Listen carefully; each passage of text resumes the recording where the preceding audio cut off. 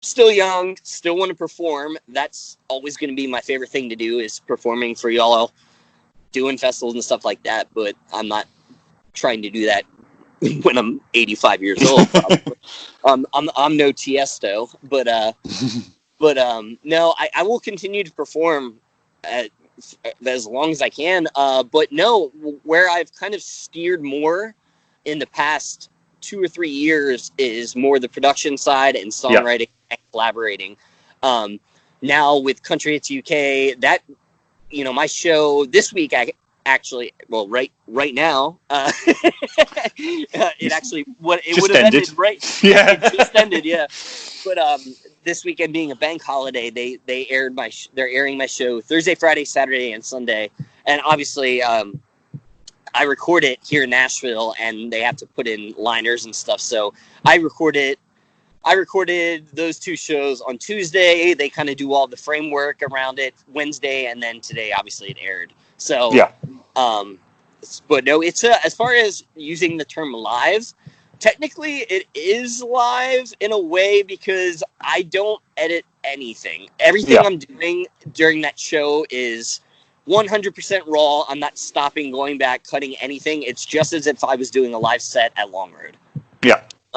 So that's why I say it's live. It's literally me standing, sometimes without pants on, in my studio. You might want to say trousers. Trousers. Yeah, right. Exactly. Completely different mental image. I know, right? I always forget that when I'm over there. But no, for real. Like, I mean, that's it. I'm just doing a live set. I send it over on Dropbox, and they do what they need to on their end, and they air it. But nice. No, as far as production stuff goes, between the radio show and then just a little less than a year ago, I officially, I'm trying to think of the best. I use, when I'm explaining it to people here in the States, they understand when I use, let's see. So are you familiar with Diplo? Yeah. Obviously, he's doing some work in country music now. So Diplo, his production side of things is called, his record label is called Mad Decent. Yeah. Obviously, under that label, he has a ton of artists that he works with, and he obviously is doing, like, he worked with Lil Nas and Cam and some other country artists. So, like, he fools around in all genres. But Diplo has Mad Decent, where obviously I'm not anywhere close to Diplo's level. But I have my collaboration project. It's called RIOT RANCH, and that is my it's kind of like a phrase to kind of just cover everything that I do as far as country music and hip hop and any other writing. It's kind of like, it's not actually a record company, but I like to think of it as one. So, like, when I release mixes, I use the term RIOT RANCH to explain what it is, and is essentially the collaboration of DJs and country music artists collaborating together on different projects. So, like, from the live, and this is actually without getting too much into it, because there's not much we can do right now, but I want to take the concept of RIOT RANCH that I've done here in the States in the live atmosphere, where I'm actually on stage, and then there's also artists on stage with me. We're kind of doing things together. So I'm sure if you and your viewers want to check it out, if you go to Instagram, Twitter, or whatnot, go to @RIOT RANCH Music. You'll find my page, and you'll see that I've worked with a couple artists. One of the most popular ones that we've done quite a few live shows now, is Matt Ferranti. If you don't already know that name, you should definitely go check him out. Matt Ferranti is the head of, he's an artist, obviously. He's an artist himself. He just released his EP. It's absolutely amazing. But he is a singer, songwriter, artist, everything. And me and him have done quite a few things together. He was actually at C2C 2 years ago. Yeah, it was probably about 2 years ago. Yeah. He was there. But I see him probably coming back over there soon. Cool. But yeah, it's I'm looking at it right now. It's on Instagram. It's at Matt Ferranti Music, and he basically got established. He is the band lead for Brett Young. Okay.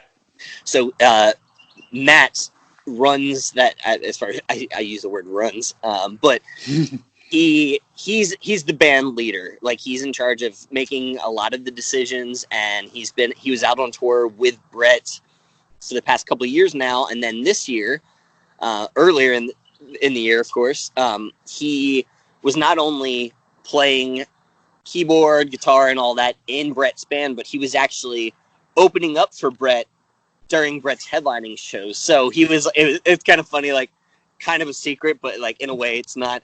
Matt Ferranti is in Brett's band, but he's also opening up as himself as well. Nice, so nice. But Matt's one of my best friends, and he's one of the artists I've worked with, and currently, especially during quarantine, doing a lot of collaboration with other artists because everyone's just sitting at home. Everyone's just sitting at home. I spent a lot of time in my studio, but that's the little bit of normal that I have right now, I guess. Do you have one live show that stands out for you, or a favorite show? I have a handful of them. Okay. Top of the list, I would say, at the top of the list would be Sold Out with Brantley at Bridgestone Arena in downtown Nashville. That was the last show of that run, tour, and to be DJing to a sold out Bridgestone Arena, and I mean, that alone is crazy. But the fact that all of my friends were in the audience, because it was, downtown Nashville, it was surreal. Because it was still early in my career, and it was just like, oh my gosh, I can't believe, like, how have I gotten so lucky to do this? Because I was DJing on Broadway at little tiny clubs, and then a year later, I would have never known that across the street at Bridgestone, I'd be playing to a sold out arena. Yeah, with Brantley, and I want to say that was with Chase Bryant and Tyler Farr, I think. But that is one of the big ones. Another one was Hershey, Pennsylvania, and that's simply because my mom, who still lives in Pennsylvania, her and my stepdad came to that show, and they have never, I've been DJing since I was 12 years old. They've seen me grow up and do all this stuff, and just to have my mom, like, be able to, like, come out and get on the bus and, like, meet Brantley and, like, see what I'm doing, that was, like, one of the best feelings in the world, because she was just, like, it was just kind of one of those things, like, your mom's at your sold out arena show, like, you can't not think that's awesome. Yeah, of course. And I would say, as far as actual venues and stuff, I would say venue-wise, playing Red Rocks in Colorado. Yeah. It looks incredible. Red Rocks is surreal. I mean, it is basically a giant rock in the side of a mountain that they've literally cut out to have seating and the stage, and then all of the green rooms and catering and all of that is literally built into a rock under the ground. And crazy. So front of house where they mix the shows, there's actually a hidden tunnel that goes from backstage, which is, like I said, underground, goes from there to front of house. It's like a hidden tunnel, and if you Google it, you can put in Red Rocks tunnel, and as you're walking through there, it's like a little cave, and you look up on the wall.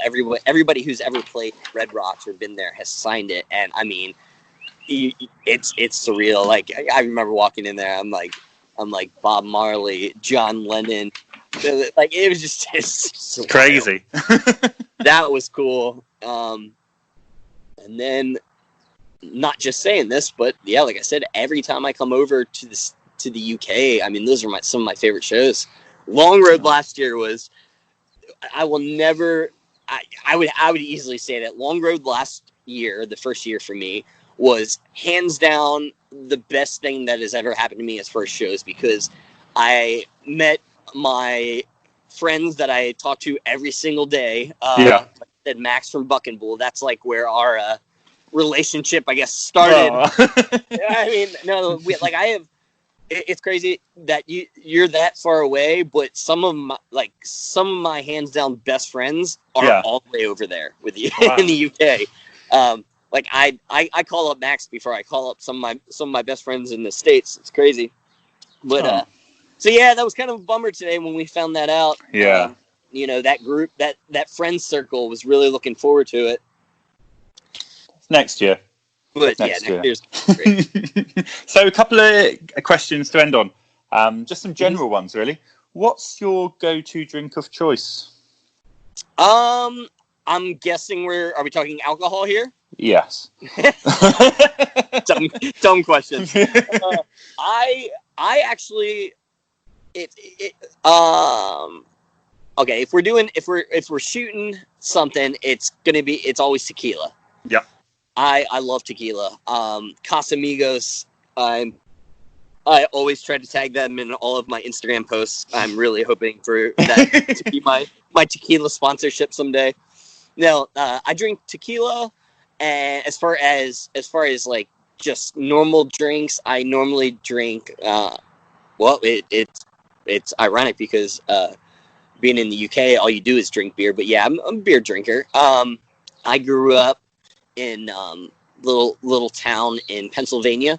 Yeah. And I don't think you'll know this, but if anybody who's been to the States, or specifically Nashville or the East Coast, there's a beer by the name of Yuengling. I've seen it. Yeah, I mean, so Yuengling is from it's the oldest brewery in America, and it's actually it's not even 20 minutes from where I was raised. So if I'm drinking beer, it's normally Yuengling because it's kind of just my go-to beer. But no, I guess I'm not really picky. I will say though that y'all drink so much beer. Like so I came over to C2C. I paid to come a week early. Yeah. It's just crazy to even talk about this now because everything's so weird. But I came over a week early so I could hang out with Max, a Buck and Bull, and I don't even know. I wouldn't even know the date. I would have to go back and look at my calendar to actually figure it out. But there was a big rugby game, the weekend before C2C. Yeah. I don't know if you remember who it was or whatever, but all I know is they were Six Nations game, wasn't it, in March? I believe so. Yeah. But that was of the few things that happened while I was over there during the whole C2C madness. That day was hands down one of the craziest days. Max was like, "Mate, listen. You haven't seen rugby until you've seen a rugby match at a British pub." And I was like, I mean, I kind of believe you, but he goes, "Hish, we're gonna get up. We're gonna be at the pub at 10:30 in the morning for a match that starts at 3 or 4." And I'm like, what? I was like, why would we have to do that? He's like, we're going. I don't remember the name of it. I'm gonna have to ask Max, but. He goes, "We're going to the most popular rugby pub in London," and maybe you could call it out and I would recognize it, but all I know is we got there at I want to say we got there about 10:30 or 11. The match was at 2, and the amount of beers that we drank that day was ungodly. I remember the following day, I remember waking up and I was like, that was so, it was just absolutely insane. I think we got home, ate food, and we were in bed by 8:30. hitting it.